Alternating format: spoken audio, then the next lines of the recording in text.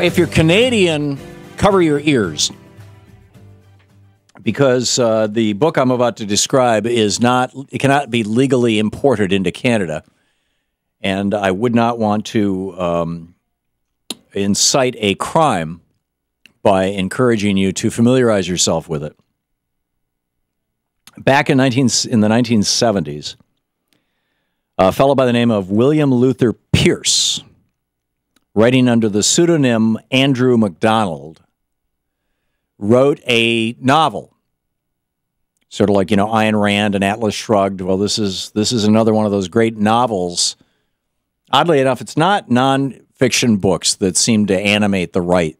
It's novels, because the vision of America that comes out of the right is something that you have to make up. It's not like you could write a book saying, oh, here's a right-wing country that works really well. Let's emulate them. Right? I mean, I could easily write a book right now saying, hey, in fact, in my book Threshold, a whole chapter of it takes place in Denmark. Here's how it works in Denmark. They have a national health care system. The conservatives love it. They have good public infrastructure. The conservatives love it. The only thing conservatives hate in Denmark is immigrants. It's all about racism. That's what conservatism is in Europe. So, I could write this book and say, Denmark may have some examples, some things that we could learn from. But on the right, is there any country the right-wingers can point to? I mean, they tried to point to Chile. You had Milton Friedman thought that he had died and gone to heaven. This was it. This was going to do it. With the help of the CIA and ITT, as I recall, the democratically elected government of Chile was overthrown by a military dictator, General Pinochet, and then he invited Milton Friedman and his Chicago boys down to Chile and said, okay, cool, here's a blank slate. Here's a country for you to try out your conservative economic principles on. Let's see what happens. Well, the first thing they did was privatize Social Security. Threw it to the banks. And so the price of Social Security went up, the benefits of Social Security went down, the profits to the banksters, of course, went up, and people got really upset. Then they started privatizing the schools. They started privatizing. It was just, Pinochet was just basically taking apart the social welfare state, doing away with long-term unemployment insurance, doing away with, and people started protesting. So Pinochet killed them. He killed thousands of people. He kidnapped people. He tortured people.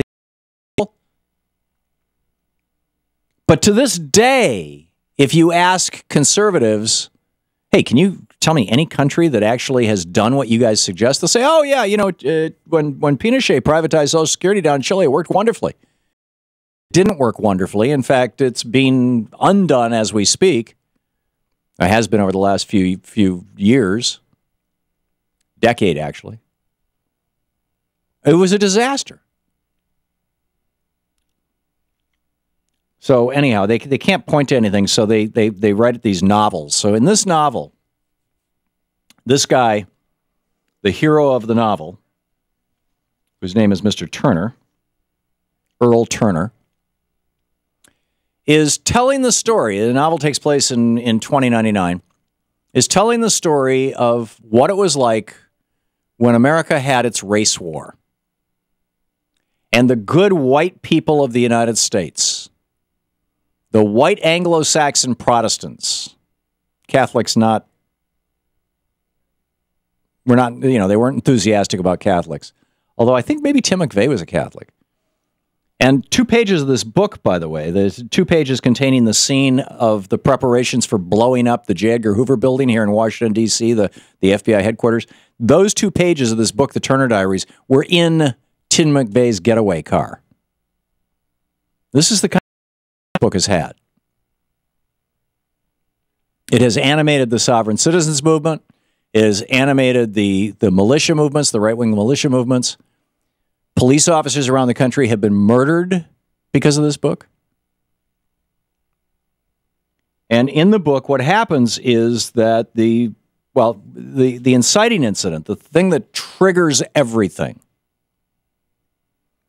is that one of these fundamentalist right-wingers blows up a major federal building. In this case, it's the FBI building here in D.C. They blow up a federal building. And in response to that, the federal government passes what's called the Cohen Act. Nice Jewish name, get it in there, right? Because the principal antagonists throughout this book are Jews. The Turner Diaries are all about how the Jews control everything, right? They run the government, they run the media, they run business. And so Cohen passed the Cohen Act, which confiscated all civilian firearms because the right was, the right. And as soon as the government started taking people's guns, people stood up and said, no, you can't do that. And they started shooting back. And they killed the Jews, and they killed the people of color, and they killed the government employees. And toward the end of the book, as I recall, they're sending a bomb to New York City. They took out Detroit. They took out Baltimore, cities with large minority populations. I mean, just sterilized them with nuclear weapons. And then at the very end of the book, this killing all people who are not white, which has been successfully accomplished in North American continent, is spreading around the world. All the Asians are being killed. All the Africans are being killed. Hispanics are being killed. This is the vision of the hard right in the United States. And I'm not exaggerating this. This book, the Turner Diaries, is the Bible of the hard right in the United States. They read this book and they read Atlas Shrugged, Ayn Rand's book. Atlas Shrugged, the principal message of Atlas Shrugged is that, unions and government are evil and the saviors of a society are rich people and industrialists. And the message of the Turner Diaries is that it's not even the rich people and the industrialists who are going to save your country, although some of them might, but not if they're Jewish. Instead, it is the white militiamen who are going to go to the mattresses and build atomic bombs and blow up federal buildings and kill lots and lots of people. They're the ones who are going to save America. He refers to Puerto Ricans in the book as, quote, a repulsive mongrel race that needs to be exterminated and their island resettled by white people. This is in the epilogue. This was first published back in the 1970s.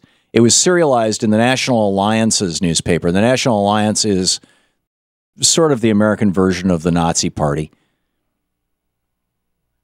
It's a, right-wing, white supremacist, fundamentalist, Christian group. As of 2000, the book is reported to have sold 500,000 copies.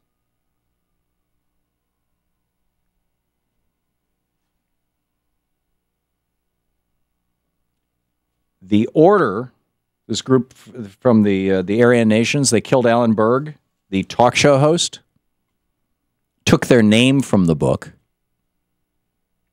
Alan Berg, this was long before Rush Limbaugh. Back in the 70s, before Ronald Reagan had done away with the Fairness Doctrine, back when individual radio stations were owned by local folks, there was a right-wing or left-wing talk show host named Alan Berg who was broadcasting out of, as I recall, Denver or somewhere in Colorado, blowing a signal over 20 states. Great big station. And he was a lefty, and he was Jewish. And these guys created the Order, this white supremacist group, based on this book, the Turner Diaries, and they machine-gunned him to death in the parking lot of the radio station.